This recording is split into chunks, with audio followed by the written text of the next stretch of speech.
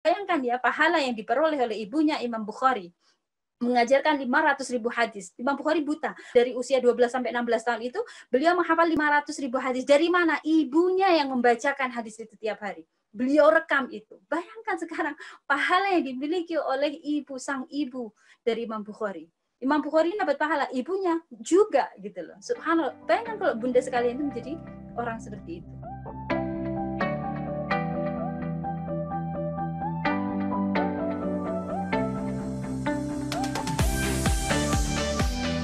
Kasus. Ada seorang muslimah, ibu beranak 2, ya, dia ingin anak-anaknya menjadi generasi yang tidak hanya bisa baca Quran tapi mengerti maknanya, tahu adab dan sopan santun, berkarakter baik Islami, unggul akademisnya, sehat fisiknya, kritis cara berpikirnya. Kira-kira ini keinginan muluk-muluk nggak sih, Bun? Ini bisa dibilang standar dasar seorang ibu itu ingin anaknya kayak gini. Saya nggak berani, Mbak, mimpi tinggi-tinggi mencetak Imam Syafi'i, nggak berani saya, apa saya itu, gitulah ya, ada.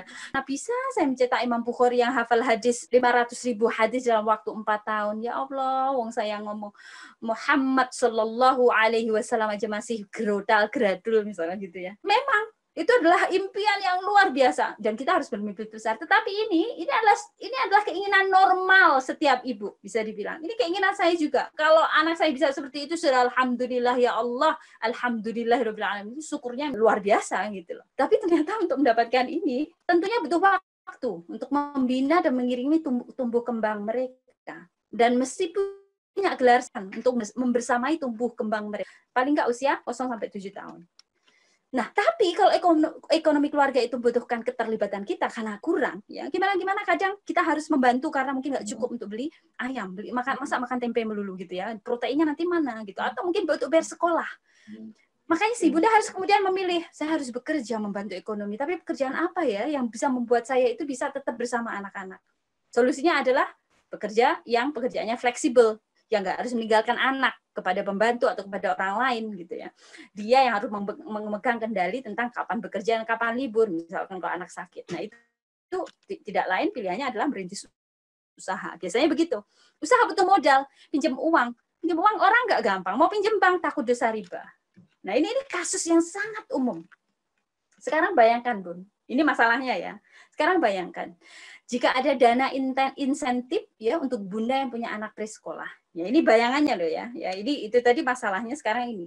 Kalau misalkan dana insentif itu ada untuk ibu-ibu yang look after their children ya, menjaga anaknya usia presekolah 0 sampai 7 tahun, dia akan mendapatkan dana kucuran dana 1.500.000 per bulan. Kemudian yang kedua, ada free course berbagai bidang di masa itu sesuai minat ibu, misalkan pengin kursus masak, pengin kursus menjahit dan seterusnya, kursus psikologi anak supaya otak para wanita ibu ini tadi tetap terstimulasi, dan course ini akan menjadi atau masuk hitungan jika ingin kembali sekolah saat anak-anak sudah dewasa. Kemudian anak akan mendapatkan buku gratis yang bantu mereka bisa membaca, atau perpustakaan yang lengkap dengan buku yang melimpah, ditambah fasilitas penunjang seperti internet, laptop, komputer gratis. Kemudian ada high qualified guru ngaji yang mengerti psikolog anak, yang nggak hanya ngebukin anak kalau nggak bisa ngomong kof gitu ya, tapi dia benar-benar guru ngaji yang qualified, yang secara psikologi tahu gimana sih psikologinya anak ya, paham cara mengajar yang efektif. Kemudian ada ulama yang digaji negara dan dia bisa diakses oleh setiap anggota masyarakat cukup dengan mendatangi masjid. Kita dan anak-anak bisa bertemu dan bertanya masalah fikih kapan saja. Masih bayangkan ya, hidup di Lalalen. Kemudian ada sekolah gratis berbasis akidah. Tinggal pilih saja karena ada di mana-mana. Dan kualitasnya sama, ayah bunda nggak perlu terbebani dengan beban bayar uang gedung, uang seragam, dan seterusnya. Ekonomi negara kuat karena resources dikelola dan didistribusikan dengan benar dan penuh tanggung jawab, dan apa yang menjadi milik umat dikembalikan untuk kepentingan umat. Dan kita dinaungi oleh pemimpin yang takut hanya kepada Allah saja, tidak kepada pemimpin-pemimpin negara-negara adidaya. Pemimpin yang khawatir jika ada anak yang kelaparan, buta huruf, dan tak terurus di bawah kepemimpinan. Pemimpin yang merasa bertanggung jawab jika ada kaum muda ketagihan tontonan porno. Pemimpin yang melayani umat dan tidak melayani teman, keluarga, atau partainya. Kira-kira kalau itu ada, mana yang akan dipilih oleh bunda? Fokus menjalankan peran sebagai ibu dan manajer rumah tangga dengan kesempatan upgrade diri, ataukah merintis usaha saat itu juga, atau tetap keluar rumah, ya, berkarya di luar rumah saat anak itu membutuhkan kita. Semuanya pilih nomor 1. Ya, Masya Allah. Ini sekedar contoh saja. Dan ini menunjukkan kepada kita bahwa apa yang saya sampaikan tadi, peran kita menjadi ibu, peran kita menjadi muslimah tangguh, itu nggak akan gampang kalau hanya kemudian bermodal kemampuan kita sendiri. Harus ada masyarakat yang mendukung, sistem yang mendukung, keluarga yang mendukung, dan juga fasilitas-fasilitas yang mendukung. Kalau kemudian itu ada, insya Allah itu akan gampang. Ketangguhan itu tidak perlu dipertanyakan lagi. Kita akan tidak hanya tangguh, super tangguh gitu ya. Ini yang terakhir, insya Allah. Question. Apakah berarti kita hanya bisa tangguh saat sistem itu sudah muncul, Mbak? Enggak. Tidak seperti itu. Tentu tidak. Disukai atau tidak, disadari atau tidak, anak akan tumbuh. Anak akan, kita menjadi tua. Sistem itu ada apa enggak, kita akan menua. Sistem itu ada apa enggak, anak itu akan tetap tumbuh besar. Akan tetapi, akan mudah gitu loh. Gambaran apa yang saya sampaikan ini akan memudahkan kita bahwa kalau sistem itu ada, maka upaya kita untuk mendidik anak menjadi generasi yang tangguh seperti Imam Bukhari, Imam Syafi'i itu akan mudah.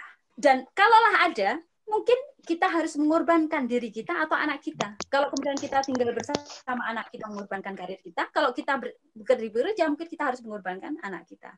Gitu. Yang kalau sistem itu belum ada, kita harus kemudian tidak bisa both side. Kita harus memilih salah satu. Kenapa kita harus memilih salah satu kalau kita bisa dapat dua-duanya? Itu pertanyaannya. Kemudian yang kedua, ada kok anak-anak yang berprestasi dan hebat di zaman seperti sekarang, mesti sistem Islam tidak ada. Oke. Ada memang. Ada anak yang umur 7 tahun sudah hafal Quran. Mungkin ada yang lihat hafid Quran ya di program TV. Ada memang anak usia 7 tahun. Ada hafid yang kemudian di usia 5 tahun atau 3 tahun. Pemenang-pemenang hafid Indonesia yang berkompetisi di internasional dunia juga ada. Tetapi pertanyaannya, apakah satu, berapa dari mereka yang seperti itu? Kemudian yang kedua, apa kemudian mereka itu bisa hidup hanya sebagai seorang hafid? Itu pertanyaannya.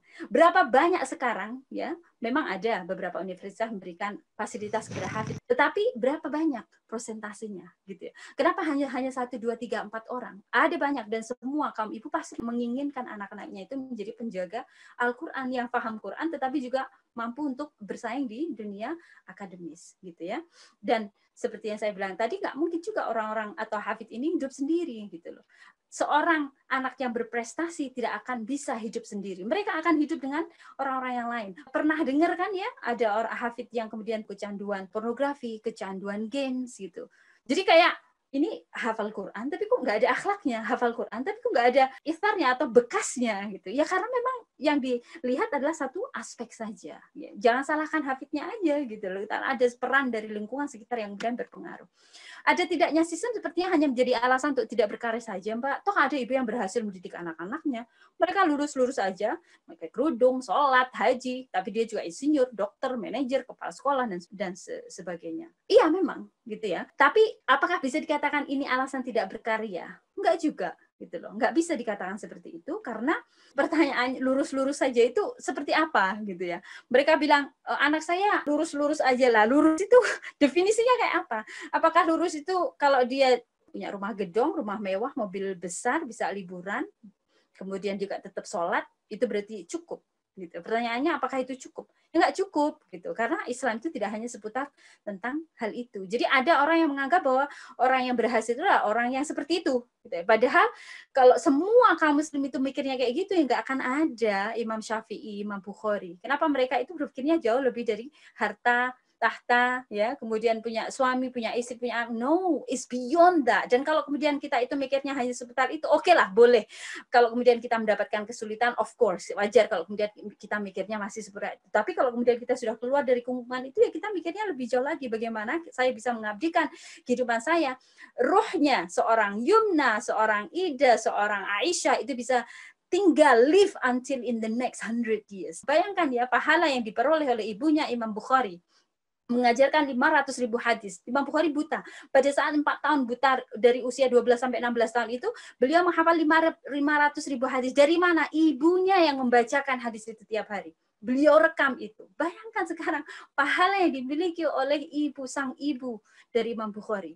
Imam Bukhari dapat pahala, ibunya juga gitu loh. Subhanallah. Bayangkan kalau bunda sekalian itu menjadi orang seperti itu. Kok saya menangkap kesan ada anjuran agar wanita nggak bekerja ya? Kalau semua dokter wanita mengurus anak di rumah, terus bagaimana jika butuh dokter perempuan gitu?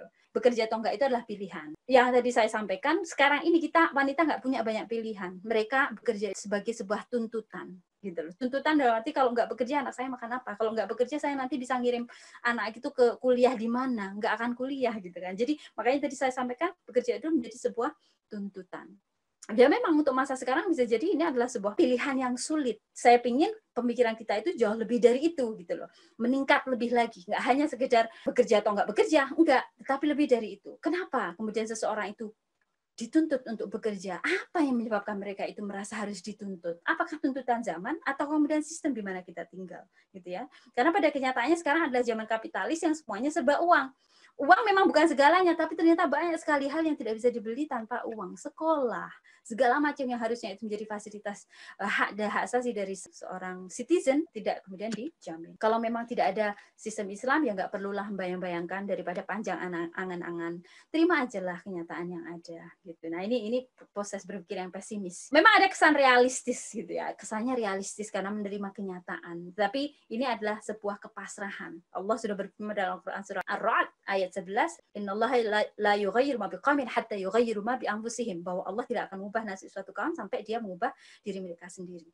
Sulitnya keadaan, lamanya keadaan seperti ini itu tergantung apakah kita mau mengubahnya atau enggak. Sekarang saya kasih contoh, kalau misalkan ada sebuah rumah, kemudian rumah itu terbakar, kita nggak akan melihat kebakaran rumah itu sebagai sebuah norm, hal yang normal. Ya tentu kita ingin memadamkan kebakaran itu. Nah sekarang ini generasi kita itu sudah terbakar. Muslimah itu kemanapun mereka pergi akan mendapatkan banyak tantangan. Nah kalau kemudian kita mikirnya, ya memang kenyataannya begitu. Memang ada yang bisa kita lakukan, ada. Emang banyak yang bisa perlu kita lakukan, banyak gitu. Ada kehidupan yang lebih baik dari ini. Kehidupan yang dimana kita tidak dituntut untuk memilih antara anak dan pekerjaan. Kehidupan yang nanti memberikan kepuasan kepada kita untuk memberikan kontribusi besar sebagai seorang muslimah. The hand that rock the cradle is the hand that rules the world. Jadi tangan kita buayan, kita akan membuai anak gitu ya, itu adalah the hand that rules the world. Di tangan-tangan kita inilah nanti akan ada generasi seperti apa Islam di 100 tahun yang mendatang, itu seperti apa para ibunya di masa sekarang. Mungkin itu kebaikan itu datang dari Allah, kesalahan itu dari diri saya sendiri. Mohon maaf jika ada kekurangan dan kehilafan. Assalamualaikum warahmatullahi wabarakatuh.